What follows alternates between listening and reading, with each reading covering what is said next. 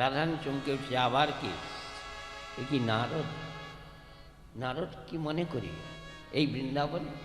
বলে আর কি, হ্যাঁ, সে ব্রজের গোয়ালিনীরা সব ওই মথুরায় যাবে, ওদের মাথায় একটা হাঁড়ি নয় 5-7টা আছে, হাঁড়ির উপরে হাঁড়ি, হাঁড়ির উপরে হাঁড়ি চাপিয়ে নিয়ে চলছে।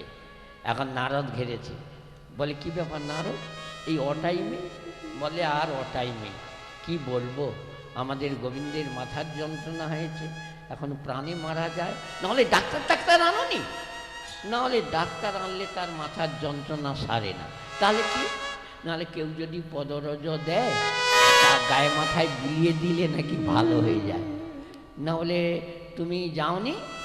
নাহলে হ্যাঁ, আমি মথুরা গিয়েলাম, দ্বারকা গেলাম, হস্তিনা গেলাম, তারপর কেউ দিল না। না বলে নারদ তুমি তো বড় ভক্ত, বলো তুমি দিতে পারলে। হ্যাঁ, এ শালা মেয়েদের জ্ঞান আছে, এই জন্য বলে গয়লার 80 বছর না গেলে তার না ভালো কি কাটে। আমি দেব ভগবানের গায়ে মাথায় আমার পায়ের ধুলা, হায় হায়, হবে না।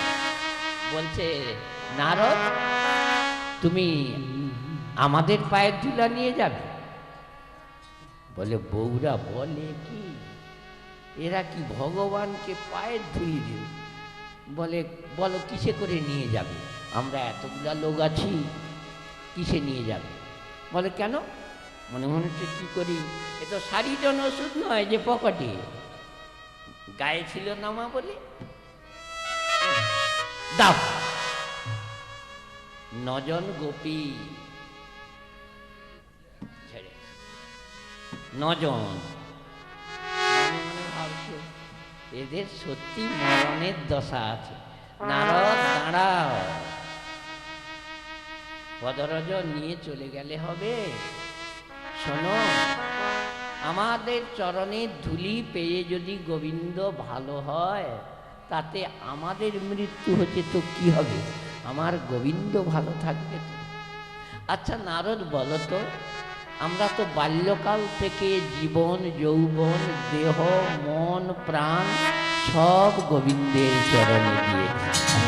আচ্ছা নারদ, দেহ যদি গোবিন্দের হয় তাহলে পাটা কি আমার?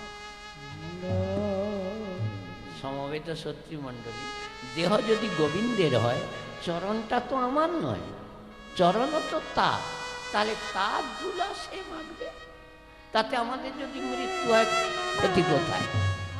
মনে মনে ভাবছি উড়িষ্যালা গয়লার বৌদের জ্ঞান হয়েছে তো। আহা যাক, আমি যাও নারদ নিয়ে যাও, নিয়ে যাও। মাথায় করে নারদ এনেছে, হাঁটতে হাঁটতে আসছে, তার আগে গোবিন্দের অসুখ ভালো হয়ে যাবে। যা এসেছে এমনি সঙ্গে সঙ্গে বলছে দাও দাও, নারদ এনেছ? হ্যাঁ, কে দিয়েছে? আর কে দিবে? ওই গয়লার বউরা, গোপীগণ, হ্যাঁ তারাই দিল তো, তাদের আক্কেল জ্ঞান নেই। নাহলে কেন? তারা আবার বলে কি জানো, গোবিন্দ ভগবানকে শোনাচ্ছে আমরা তো বাল্যকাল থেকে দেহ মন প্রাণ সব গোবিন্দ চরণে দিয়ে দিয়েছি, তাই নিয়ে যাও, আমার গোবিন্দ সুখে থাকলে আমরা সুখে থাকি, আমার গোবিন্দ ভালো থাকলে আমরা যদি মরে যাই তাতেও ভালো, দুঃখ নিয়ে যাও, দুঃখ নেই। যেই দিয়েছে অঙ্গে এমনি ভালো হয়ে গেছে। সঙ্গে সঙ্গে বলে ঠাকুর আরে একটুখানি তো মাত্র তোমার গায়ে দিলাম, ভালো হয়ে গেল না? বলে হ্যাঁ। বলে প্রভু তাহলে একে কি করব এগুলো? বলে এক কাজ করো, ওই নদীর জলে ভাসিয়ে দাও, যমুনায় ভাসিয়ে দাও। যমুনায় যেই ভাসিয়ে দিয়েছে সেখান থেকে হলো আহা শ্রীধাম নবদ্বীপের সৃষ্টি হয়ে যাবে। 9 জন গোপী যখন চরণে দিল, সেই পদধূলির দ্বারায় বৃন্দাবন লীলা সমাপন করে ভাগ্যবতী সুরধ্বনি গঙ্গা শ্রীধাম নবদ্বীপে কৃষ্ণই গৌরাঙ্গ হয়ে নবদ্বীপে।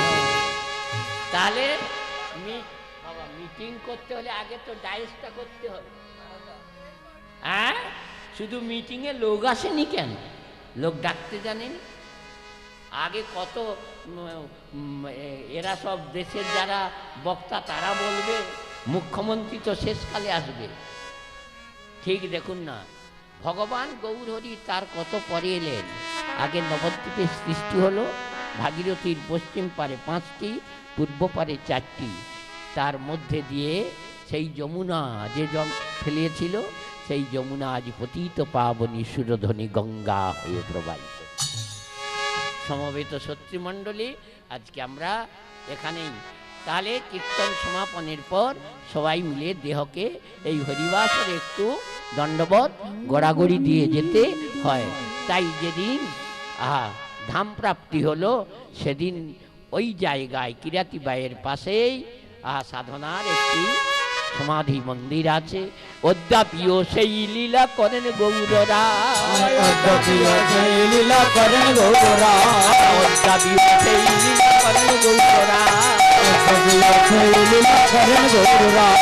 কোন কোন ভাগ্যবান দেখিবারে পায়, কোন কোন ভাগ্যবান